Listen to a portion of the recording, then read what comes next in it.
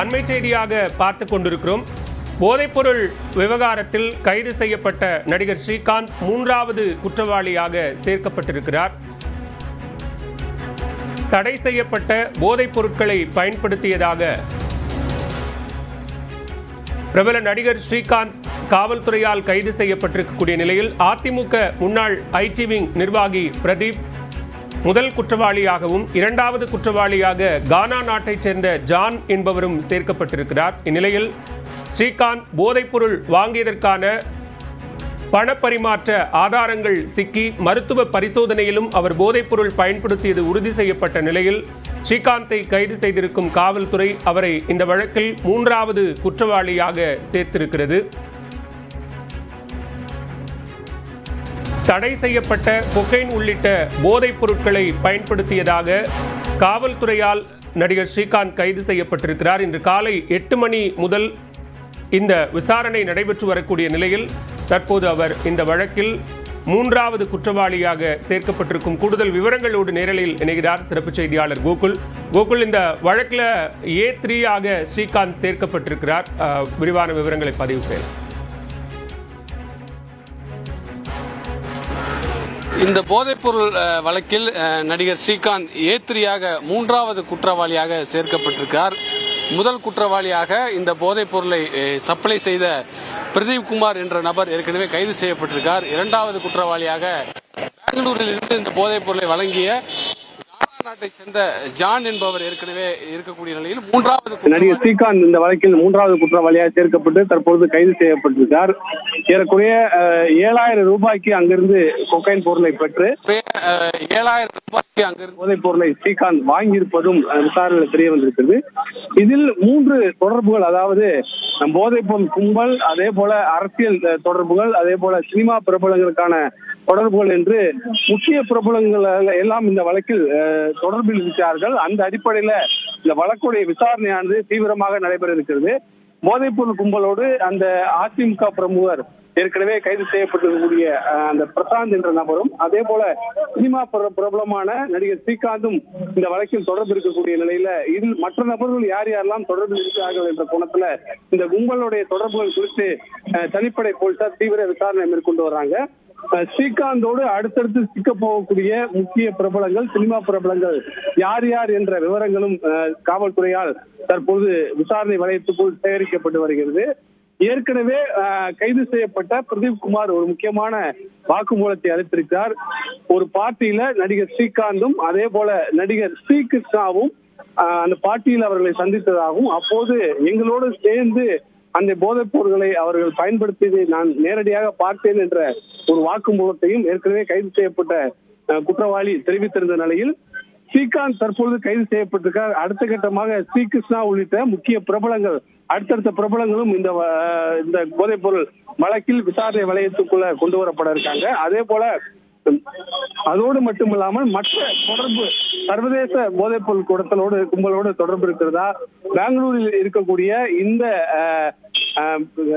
Africa நாட்டை சேர்ந்த கானா நாட்டை சேர்ந்த இந்த நபருக்கும் இவர்களுக்கும் எப்படி தொடர்பு வந்தது, யார் யார் மூலம் இந்த தொடர்பை ஏற்படுத்தினார்கள், எவ்வளவு பணப்பரிமாற்றம் நடந்திருக்கிறது, இங்கே வாங்கி கூடுதல் விலைக்கு வேறு யாருக்காவது விற்றுள்ளார்களா என்ற கோணத்தில் தற்பொழுது காவல்துறை விசாரணை நடைபெறக்கூடிய நிலையில அடுத்தடுத்த நாட்கள்ல இந்த வழக்கில் விசாரணை திருப்பங்களாக பல முக்கிய பிரபலங்களுக்கு சம்மன் அனுப்புவார்கள் என்ற ஒரு தகவலும் காவல்துறையால் சொல்லப்படுகிறது. பாலா கோகுல், அதே நேரத்தில் போதைப் பொருள் பயன்படுத்தியது மருத்துவ பரிசோதனையில உறுதி செய்யப்பட்டது. அது மட்டுமில்லாமல் பண பரிவர்த்தனையும் நடந்திருக்கிறது, அதற்கான ஆதாரங்களும் சிக்கியிருக்கிறது. அதனை அடிப்படையாக வைத்து காவல்துறையினுடைய அடுத்த கட்ட விசாரணை என்ன? வீடு, அலுவலகம் உள்ளிட்ட இடங்கள்ல சோதனைகள் நடத்துவதற்கான வாய்ப்புகள் இருக்கா?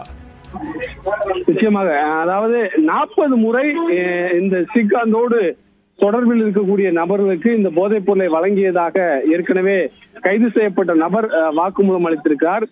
40 முறையும் இவருடைய பயன்பாட்டுக்கு தான் வாங்கினாரா அல்லது வேறு யாருக்காவது சப்ளை செய்திருக்காரா என்ற அடிப்படையில் காவல்துறை விசாரணை மேற்கொண்டு வர்றாங்க. ஏறக்குறைய இந்த 40 முறை சப்ளை செய்ததில் மட்டும் அந்த போதைப்பொருள் கடத்தல் கும்பலை சேர்ந்த அந்த பிரதீப்புக்கு ஏறக்குறைய 4 லட்சம் ரூபாய் வரை லாபம் மட்டும் கிடைத்திருப்பதாக சொல்லப்படுகிறது.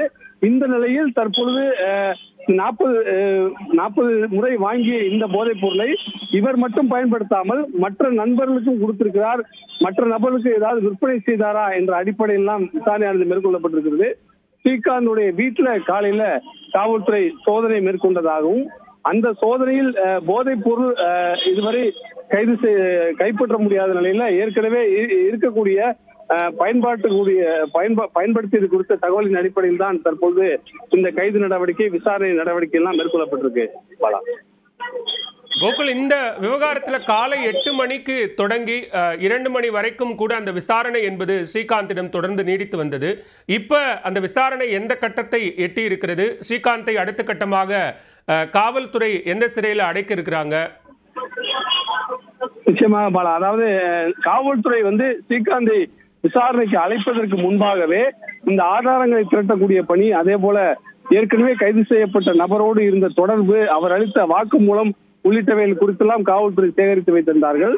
அந்த அடிப்படையில் ஸ்ரீகாந்தை இன்று காலையில 8 மணிக்கு அவருடைய வீட்டிலிருந்து விசாரணைக்கு அழைத்து வந்திருக்கார்கள். அப்போது வீட்டிலேயும் சோதனையும் செய்யப்பட்டிருக்கிறது. ஆனால் வீட்டில் போதைப் பொருள் கைப்பற்றப்பட்ட தகவலை இதுவரை காவல்துறை உறுதி செய்யவில்லை. இருந்த போதிலும் இந்த போதைப் பொருள் கும்பலோடு நடிகர் ஸ்ரீகாந்துக்கு இருந்த தொடர்புகள் குறித்து தொடர்ந்து விசாரணையானது மேற்கொள்ளப்பட்டது.